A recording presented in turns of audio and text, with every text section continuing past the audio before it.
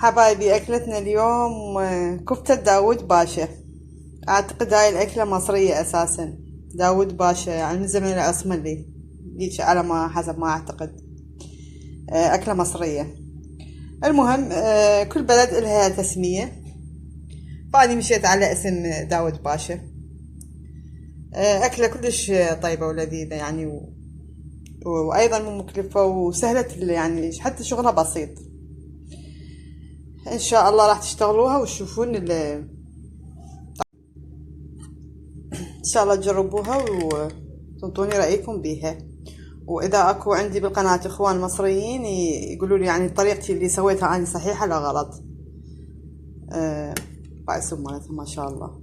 واو، شي يعني حتى هي مستوية ما شاء الله. وهذا الرز انصحكم به، لان كلش طيب الطعم. هذا الرز المفحم، يعني شبيه للرز المندي، كلش طعمه طيب ويتماشى ويا هيج اكلات. وهاي كانت طبختنا لهذا اليوم، وان شاء الله تنول اعجابكم. واتمنى اللي عاجبه فشي يكتب لي شنو اللي راح اسوي. لأن بصراحه قاعده احير شنو انزل فيديوهات، ما دا اعرف. وعلينا وعليكم بألف عافيه. تحياتي. السلام عليكم ورحمه الله وبركاته متابعين الاعزاء. عندي هاي وصفه كفته داود باشا. راح احتاج هنا نص كيلو غرام لحم مثروم، لحم عجل مثروم. شويه خلي وياه دهن يصير شويه يعني ليه مثرومه. وراح احتاج هنا حبتين بصل، واحده راح اترمها ويا الخليط، واحده راح تكون للصلصه. وثلاث حبات طماطه واحده راح تكون ويا الخليط، طماطتين ويا الصلصه. وثوم ايضا راح اخذ من عنده للخليط وللصلصه. عندي هنا معجون راح اخذ من عنده للخليط وللصلصه. وعندي هنا الملح و الفلفل اسود، العفو الفلفل الابيض. عندي هاي هنا بابريكا حاره، تريدين تستبدلينها بارده بعد كيفك. وعندي هاي ملعقه صغيره عرق حار، لان احنا نفضل يعني دائما الاكل الحار. حاخذ نص الخليط ونص للصلصه، ملعقه مال شاي لا اكثر. حبايبي هسه راح ابدي بدايه خلطتنا. اول شي راح اخذ هذا حبه بصل وحده، وفتسنين ثوم، وحبة الطماطة. راح اثرم كل واحد على حده. اما اثرم ناعم على التختة او محضرة الطعام، بعدين انت كيفك. انا بالنسبة لي البصل راح اثرمه محضرة الطعام، لان اريد انشفه من المي بدون مي. والباقي راح اثرمه بداية، ونشوف النتيجة ان شاء الله. انتظروني حبايبي. هسه بعد ما خلطت هذا البصل والثوم وحضرت الطعام، هسه راح انشفه من المي مالته. راح انزله على اللحم بدون قطرة مي. وراح ابدي اضيف التوابل وصلصة المعجون واعجنه. حبايبي بهذه الطريقة نشفت البصل ونزلته، وهاي الطماطم الثرم الناعمة نزلتها ايضا، وصلصة المعجون والبهارات. هسه راح نبدي نعجن الى ان يتلابس، يعني المواد ويا اللحم تشبع بيه. فنريد عجنة زينة الى ان يبدي يتماسك عندنا.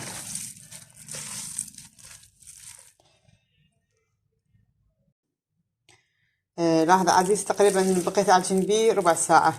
من يشوف يطلع عندي شكل هيك يصير خيوط. هاي الخيوط اللي تشوفيها اوقفي عن العجن هالشكل، اوقفي عن العجن بعد كافي. ولا تخلين ولا قطرة طحين. وهسه راح شوية اخليه يعني 5 دقايق ارتاح، وارجع اكوره. حبايبي هسه بعد ما كورتهم بهاي الطريقة تساويات، لا كبيرة ولا صغيرة، 5 دقايق ايضا. وراح اسخن الزيت واقليهم. انتظروني عزيزتي. الزيت وسط يعني لا هواية ولا شوية، بنفس الوقت لا حار ولا بارد، يعني لا تخليه يفور زيادة ولا نقصان. وراح نبدي نقلي.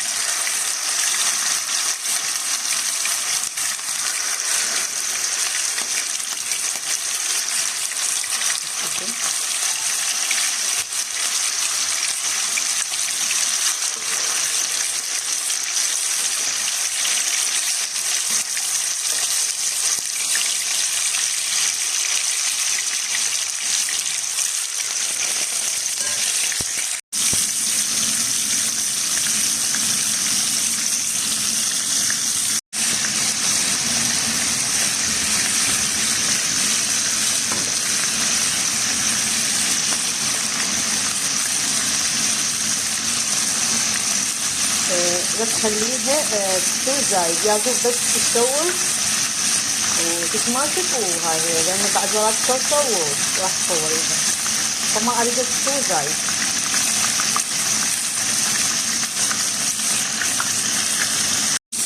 راجعتي بهالطريقة هاي، يعني لا تخليها تستوي زايد، لأن بعد عندي صلصة راح تخلي. حبايبي هسه بعد ما كملت هاي الكمية كلها مال الكفتة، بقى عندي هذا الزيت مالته، راح ابدي انزل البصل عليه. حبايبي هسه بعد ما بقى عندي هذا الزيت مال التقلان، نزلت عليه البصل والثوم، راح اسهيه، وايضا انزل عليهم حبتين طماطم اللي فرمتهم.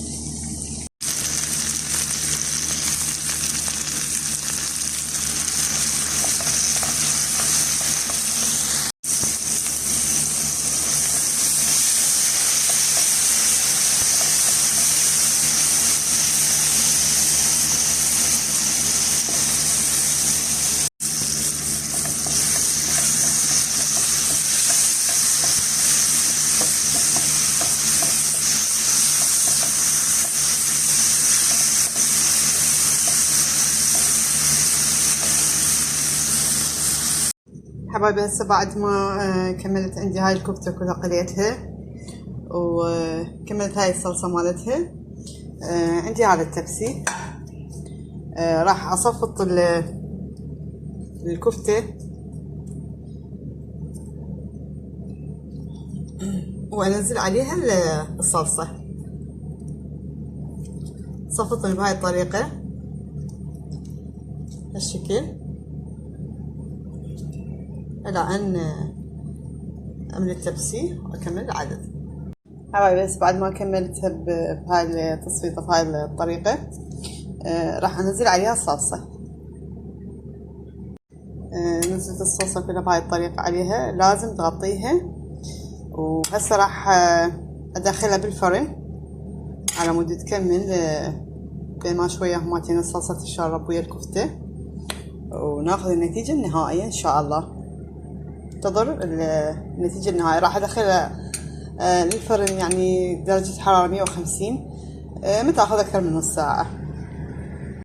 حبايبي سويت الرز ويا الكفتة، بسم الله. طبعا انصحكم بهذا الرز، هذا كتشي يعني اكثر الاوقات احنا طبخنا هذا الرز المفحم، كلش طيب يصير ويا هيك شغلات، كلش طيب. جربوا الوصفة مالته وراح تداومون عليه. يمكن انا ملاحظين اكثر طبخاتي هذا الرز المفحم، كلش نحبه.